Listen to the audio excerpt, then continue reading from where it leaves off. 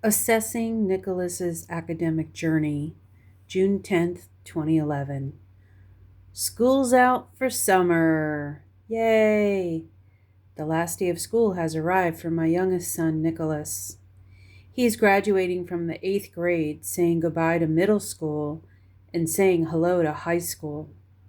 Boy, do I feel relieved and old. Yes, he will have a summer respite in between before he ventures on to a new chapter in his life. So far, we have a beach vacation planned around my birthday toward the end of June.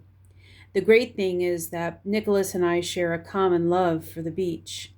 The serenity, the sea creatures, and the waves have always brought us together. We have a lot of good memories of our excursions to the Carolina beaches. Spending time with his Nana, my mother, and on occasion his older brother, Justin, have made our times together extra special. One summer, we even ventured to Florida to visit my Aunt Peggy. We had a wonderful time visiting Fort Lauderdale Beach. While gazing into the clear turquoise water, we were surrounded by a large school of fish who proceeded to nibble at our feet. We still talk about it. Nicholas has always had a fond appreciation of nature. I have cassette tapes of him reading science books when he was about 2 years old. He devoured books on insects, amphibians, and dinosaurs. We all noticed his penchant for nature and science and did everything we could to foster his interest over the years. Throughout the year, but especially during the summer, we take trips to zoos and museums. We've made return visits to a lot of venues, and Nicholas seems to discover a new appreciation for nature all of the time. Many a vacation has been spent in the hotel room at night, watching the Discovery Channel or National Geographic. When Nicholas started his formal education, he was reading at a second grade level. By the end of kindergarten, he had progressed past third grade expectations. The challenge for a parent and teacher of an academically gifted child is to continue providing material that will pique the child's interests and foster their knowledge and expand their growth. I had to fight to get Nicholas permission from the school library to take out more than one book at a time and to be allowed to go into the nonfiction science and nature section of the library. I was dumbfounded that the school library had restrictions based on his age and grade level. On one hand, it is understandable that our teachers are charged with the goal of making sure the majority of the class works up to the expectations for that grade level. Time and money is spent for working with and tutoring those students who are under expectations. For the handful of students who are beyond the concepts being taught to the class majority, it is a struggle to keep their interest.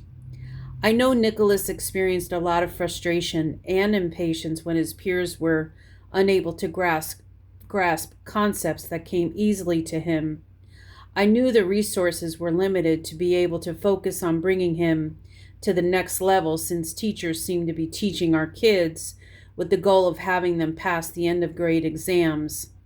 An academically gifted kid can easily get lost or forgotten. So I knew by the second week in kindergarten that I must fight for Nicholas to be placed with peers who are at or above his level. If I didn't do this, he would easily lose interest in school and perhaps fail. Since third grade, Nicholas has been identified as academically gifted in language arts. Through the magnet schools, he's been placed with a group of his peers who speak his language and challenge him to succeed and bring up his game. He is a happier kid. And even though he knows some of his peers think he's weird, he's okay with it. I think he enjoys being unique and different. He is himself. I've always talked to my son like an adult. We've had in-depth conversations about a myriad of subjects. I've asked his opinion and his advice. I've learned so much from him. At times I feel like I'm talking to an old soul. He is patient with me and sensitive to my feelings. He is a great listener. There are a handful of teachers who recognized Nicholas's potential. I recall Mrs. Jordan, Nicholas's kindergarten reading teacher and first grade teacher, suggested we seek a magnet school for Nicholas. She recognized his love of nature and his verbal ability. She even said he could be a famous doctor that discovers the cure for cancer. Her support was like a warm hug that brought tears to my eyes. Mrs. Kazicki, Nicholas's third grade language arts teacher, honed his love for poetry and ability to put together thoughts, feelings, and words. Her encouragement resulted in Nicholas becoming a published poet. While Nicholas has always struggled in math, he reached a turning point this year. Mr. Bryant is an African American math teacher who commands respect.